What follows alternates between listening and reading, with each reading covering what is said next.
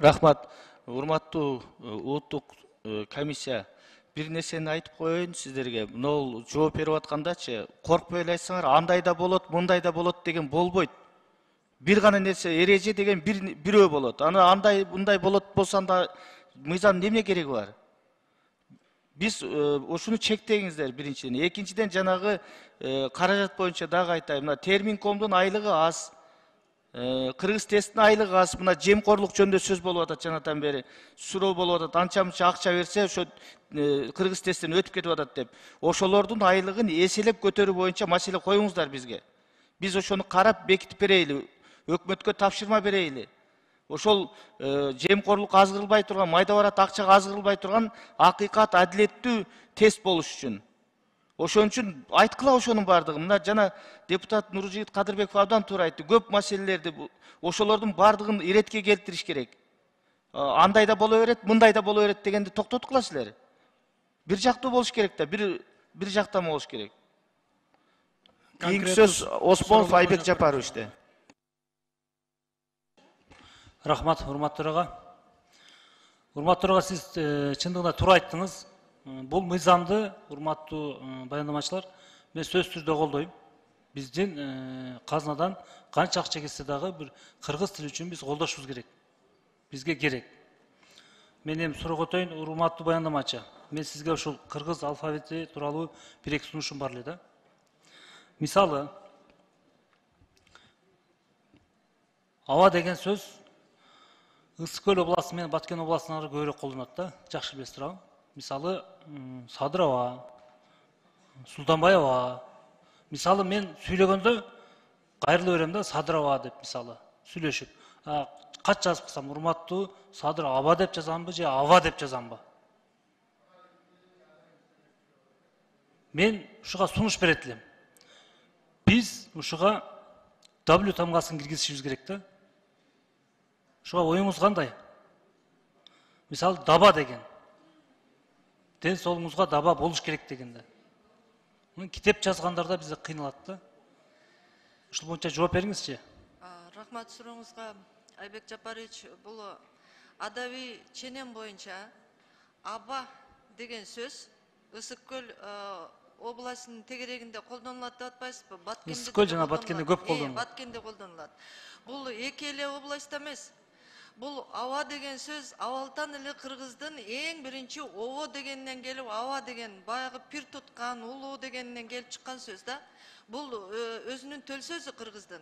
Ошондуктан бул Кыргызстандын бардык дубанында эле аба деп колдонулат. Бирок жазылышында маселе бар. Сиз туура айтып атасыз. Ава деп в менен же болбосо дифтонг менен айтпаш керек. Мына аба деген сөз теги ошол абалкы сөзү да, ошон үчүн жазылганда туура эмес болуп калат да, айтылганы менен туурабы? Аба деп эле айта берген туура. Айтылышы аба, жазылышы аба.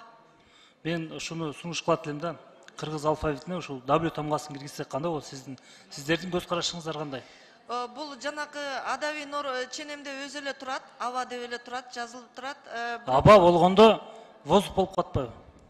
Жок, Б менен эле жазылат. Айтылышы В менен айтылып, угулуп, мындай боштук менен айтылып атпайбы? В депчи. Ошону аба эле сөз, бир эле сөз. Мен сунуш берет элем ушуга кыргыз алфавитине ушу келечекте сиздердин азыркы алып келген мыйзам долбоорун биз колдойбуз. Жана жогоруда айткандай, биздин казадан канча кетсе да тил үчүн биз колдойбуз. Бирок ушул кийинки жумуштарыңар боюнча ушул W тамгасын киргизсеңер. Экинчисинен, мисалы, У'нун Ü тамгасы бар кыргыз тилинде. О'нун Өсү бар, Н'нын Н'сы бар, К'нын Г'сы бар, С'нын З'сы бар да, мисалы, үндүү тамгалар келсек. Эмне үчүн аныкы жок. Мен ошого сунуш берет элем, А тамгасын киргизиш керек.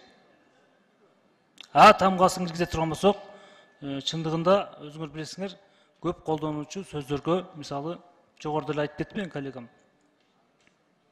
Мисалы, Жусуп Кал деп айтылат да. Жазылганда Жусуп Кал деп айтылат. Ушул боюнча сиздин оюңуз кандай? А тамгасын киргизиш боюнча кыргыз алфавитине.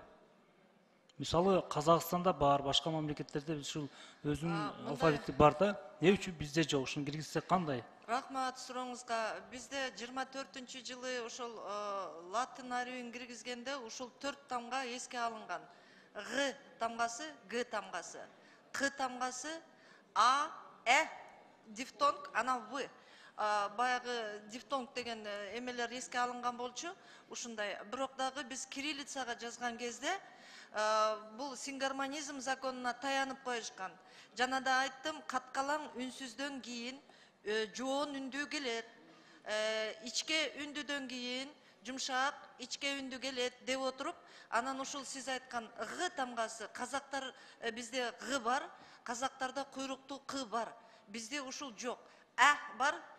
Бизде ушул деген сөздүн өзү биздин айрым эле областтарда калды да дифтонг. Келечекте муну жанагы алфавит системасын мынауреки мыйзам кабыл алынып кала турган болчу болсо, мунун ичинен көп маселе чыгат. Ошондо кабыл алып, ошол экинде биз ортого салып талкууласак болот, маселе болсо болот. Түшүндүм. Менин сунушум W тамгасын киргизишибиз керек. Жана аба же болбосо абанын ортосундагы W тамгасы сөздөр киргизиш керек. Сунушум. Анан А тамгасын киргизиш керек. Ошондо биздин китеп жазган жазуучуларга да оңой болот да. Туурабы, урматтуу Каныбек агай, сиз да өзүңүздүн Мен билдирип койсоңуз. макулмун, толугу менен туура айтып атасыз. Жылдыз Калмашевна сөзүнүн аягында айтты. Жакында бизде ошол алфавиттик реформа болот. Ага биздин асубда кеңеш ишти баштады. Ар бир аракеттерибиздин баардыгы сиздерге белгилүү болуп турат. Коомчулукка. Рахмат. Бул мыйзам долбоору боюнча мен колдойм. Жана жогоруда айтып кеткен W тамгасы менен А тамгасын сөзсүз түрдө келечекте киргизели. Рахмат. Рахмат.